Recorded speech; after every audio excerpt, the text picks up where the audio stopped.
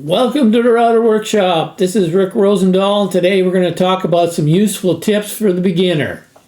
First off, what's most important before we touch any tools or do anything is to have a series of processes in place that are second nature to you. And I'm going to give you 5 of those right now. And the first one that we're going to look at is the most important one. And let me get it up. That's unplug your router to do all setups.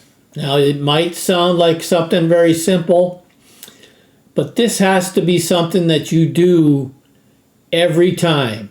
Is when you make any kind of setups, you unplug the router before you take it out, or get the wrenches out, change the bit, change the fence, anything. You unplug the router. If you get into the habit of doing that, you won't be touching moving router bits, and that's gonna be a good thing.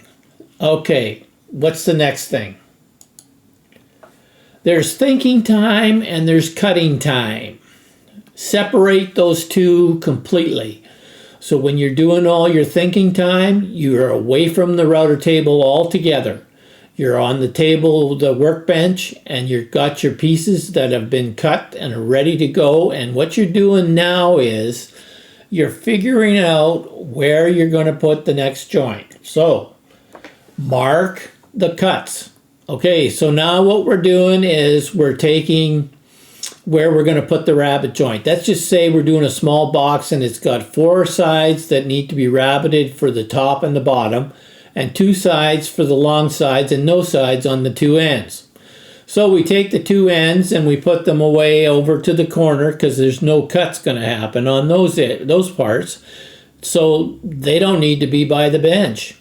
Number 2, the ones that need 2 cuts, we mark them. We mark where those cuts are going to be. The ones that need 4 cuts, we mark where those 4 cuts need to be made.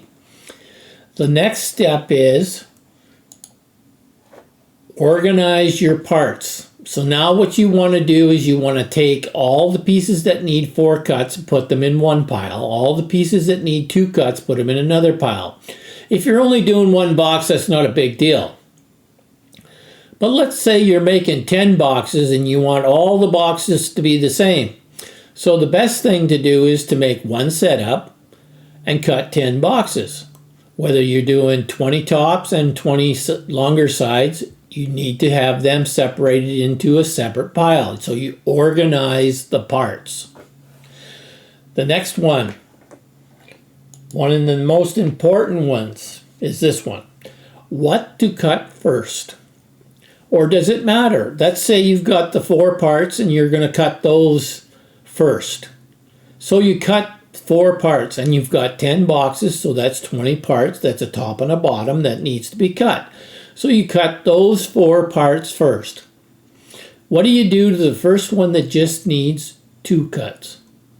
You cut it 4 times because you just finished cutting 20 times at 4 cuts. What have you done? You've ruined your piece. So what you do, what the train of thought here is on this part, is that we cut all the pieces that have the least amount of cuts to have on it. So we take the one that needs 2 cuts and we cut all 20 pieces of the 2 cut pieces.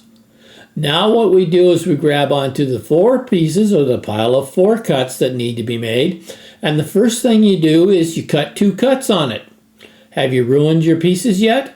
No, you haven't. You just figured out that you got to do 4 cuts instead of 2 cuts. So it's important to know what to cut first. And that's today's useful tips for the beginner. Anyways, this is Rick Rosendahl, the Router Workshop, and I look forward to seeing you next time.